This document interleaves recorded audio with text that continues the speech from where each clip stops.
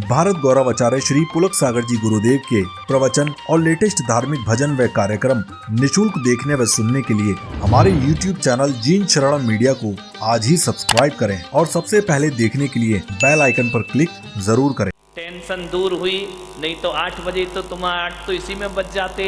अलमारी खोल के कौन सी वाली पहनूं, ये वाली साड़ी पहनूं कि ये वाली साड़ी पहनूं। ध्यान रखना, अरे जो सुख है भगवान के भजन में, वो सुख नाही अमीरी में। मन लागा मेरा यार फकीरी में। ये फकीरों का आनंद है, ये धन दौलत से नहीं मिलेगा, ये रुपयों पैसों से नहीं मिलेगा। आप कितना भी दौलत कमा लो, जो आनंद सादगी का हुआ करता है वो आनंद दुनिया भर के आकर्षणों में प्राप्त नहीं हुआ करता है। अवसर मिला है, समय मिला है, ये दोबारा कभी जिंदगी में समय मिलने वाला नहीं है। मान्यवर, आप सबसे मेरा निवेदन है, जो भी इस पंडाल में बैठे हुए हैं, जीवन को सार्थक बनाने का प्रयास करिए। क्या करोगे अपनी जिंदगी में, क्या प्राप्त करोगे? जितना बटोर रहे हो सब यही छूट जाएगा। और तो और मेरे भाई, धन दौलत की बातें तो छोड़ो, आदमी का तन भी यहीं छूट जाया करता है। एक बात अपनी जिंदगी में सोच लीजिए कि जिस दिन मौत आएगी, जिंदगी खत्म होगी, उसके बाद क्या तुम्हारे पास होगा? कोई कुछ नहीं ले जा पाएगा। इस धरा का इस धरा पे सब धरा रह जाएगा। साथ में लाया था क्या जो साथ में ले जाएगा? क्या करेंगे आप? ये जीवन को सार्थक करिए। ऐसा पशुओं जैसा जीवन मत जियो। पशु और इंसान में इतना अंतर होता है कि जीता जानवर भी है और जीता भगवान का भक्त भी है। जीते पशु भी हैं, जीता इंसान भी है। लेकिन पशु का जीवन खाने पीने और भोगने के अलावा, इसके अलावा उसकी कोई सोच नहीं हुआ करती है। लेकिन मनुष्य खाने पीने के साथ साथ त्याग तपस्या भी किया करता है, साधना भी किया करता है, इसलिए वो पशुओं के स्तर से ऊंचा हुआ करता है। मान्यवर, आज उत्तम क्षमा का दिन है। बहुत से लोगों से यदि मैं पूछ लूं कि पर्युषण पर्व क्यों मनाते हैं, तो जैनियों बताओ क्यों मनाते पर्युषण पर्व? कोई उत्तर दे दे मुझे, क्यों मनाते? बोलो बोलो, क्यों मनाते हैं पर्युषण? क्षमा धारण करने को 10 दिन बस, उसके बाद हथियार डंडा उठाओ। क्यों है पर्युषण पर्व, क्यों आता? अच्छा इतना बता दो मुझे, कितनी बार आता है साल में? कब कब आता है? 3 बार तो बोल दिया। कब कब आता है? जय हो भाई, ऐसा लग रहा मैं अजैनों के बीच में बैठा हूं। कब कब आता है पर्युषण? बोलिए। बोलो, आपको मालूम? बोलो कब कब आता है पर्युषण? चतुर्मास काल में, इसी में 3 बार हो गया। कब आता 3 बार?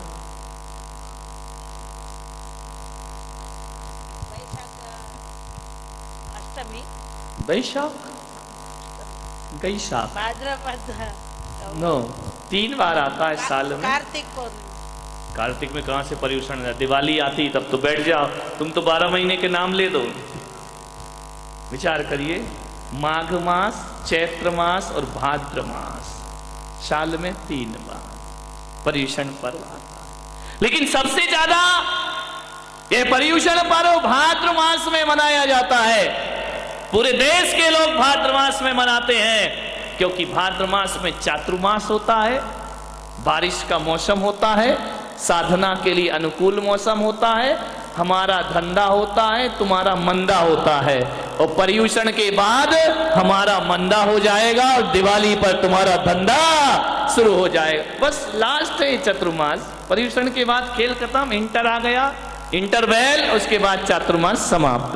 ध्यान रखिए, भाद्र मास में ये पर्युषण, चैत्र मास में, माघ मास में पर्युषण पर्व मनाए जाते हैं। क्यों मनाए जाते हैं कोई बताएगा? यहाँ जैन लोग नहीं कहते। जय कुमार जी बताओ, क्यों मनाते पर्युषण पर्व?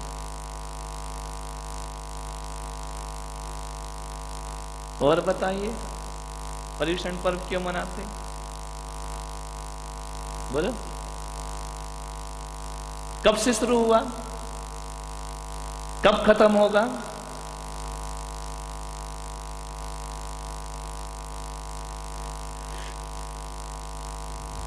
हाँ बोलो।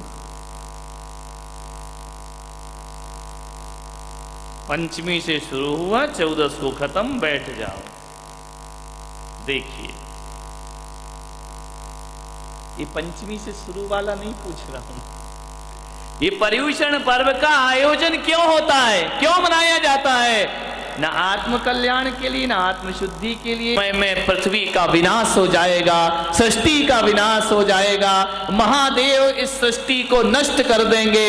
और जैन परंपरा कहती है महादेव करें या ना करें, प्रकृति अपने आप विनाश को प्राप्त हो जाएगी, नष्ट हो जाएगी। मुसलमान कहता है कि कयामत आएगी और पूरी पृथ्वी खत्म हो जाएगी।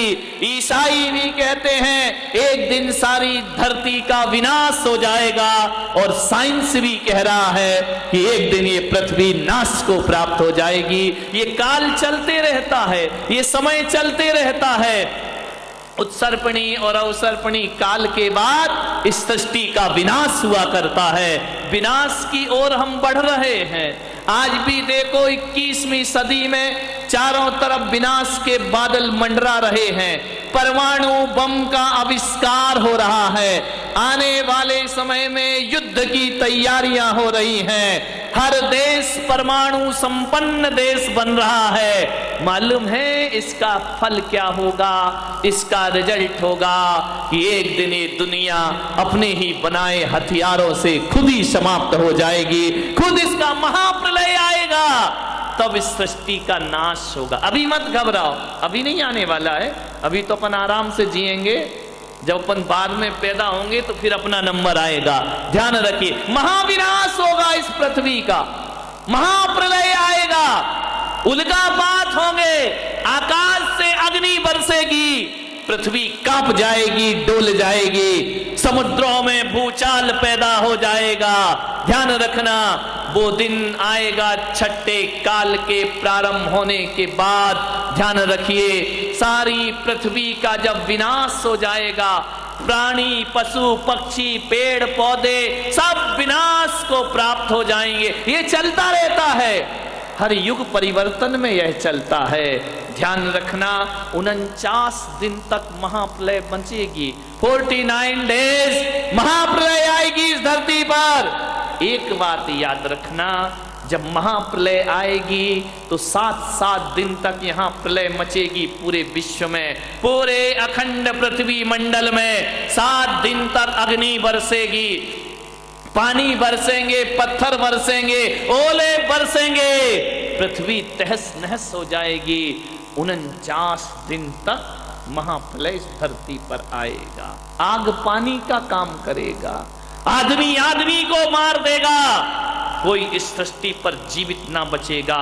जब सबका नाश हो जाएगा तब ध्यान रखना, सौधर्म इंद्र देवो वहां से इस धरती पर आएंगे, ऐसा आपका आगम कहता है। वह 49 जोड़ों को, पुरुष के, महिला पुरुष के और त्रियंचों को ले जाकर विजयार्थ की गुफाओं में छिपा देता है, उनकी रक्षा करता है पृथ्वी संचालन के लिए, और वह वहां पर महीनों बंद रहा करते हैं। 49 दिन तक उन्हें सुरक्षित रखा जाता है। 49 दिन तक वह सुरक्षित रहने के बाद जब इस पृथ्वी से प्रलय समाप्त होती है, कुछ नहीं बचता, केवल 2 चीज बचती हैं इस धरती पर बस।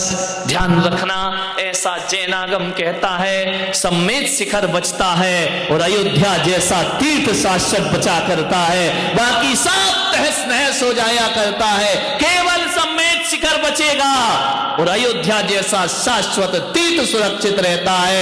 और वह सब जोड़े जब प्रलय शांत होती है, फिर आकाश से अमृत बरसता है, दूध की धार बरसती है, प्रलय के बाद सृजन शुरू हुआ करता है। तब उन 72 जोड़ों को विजयार्थ की गुफाओं से निकाल करके इंद्र सृष्टि पर सम्मेद शिखर में ले जाता है, जहां जाकर वो जिनेंद्र भगवान की आराधना करते हैं। और वो दिन कोई और नहीं होता, भाद्रपद शुक्ल पंचमी का दिन होता है और वहां से पर्युषण पर्व प्रारंभ।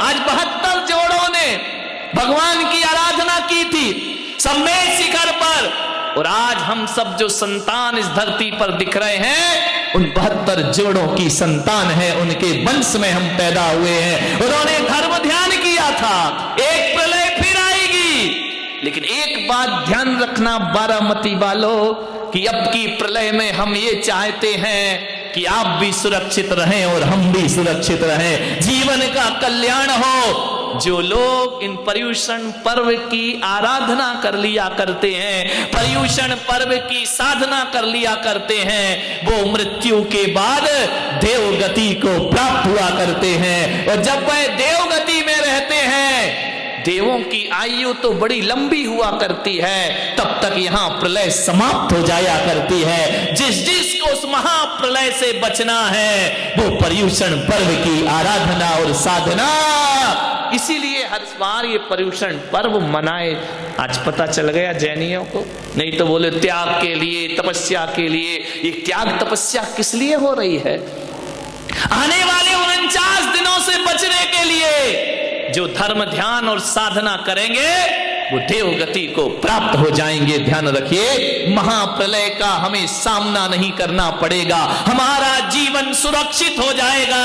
और मैं तो कहता हूं जो सच्चे दिल से पर्युषण पर्व की साधना कर लेता है वो आदमी देवत्व की तो बात ही क्या, एक दिन निर्वाण को भी प्राप्त कर लिया करता है, मोक्ष को प्राप्त कर लेगा करता है। ऐसी घटनाओं से जुड़ा हुआ ये पर्व है। ध्यान रखना, मुसलमान में, इस्लाम में लिखा हुआ है कि जब प्रलय आती है उसको कयामत कह करके बुलाया जाता है, और जब कयामत के दिन आते हैं अपने यहां इंद्रों को बुलाया जाता है, वहां खुदा आता है, कब्रों में गड़े हुए मुसलमानों को खड़ा करता है।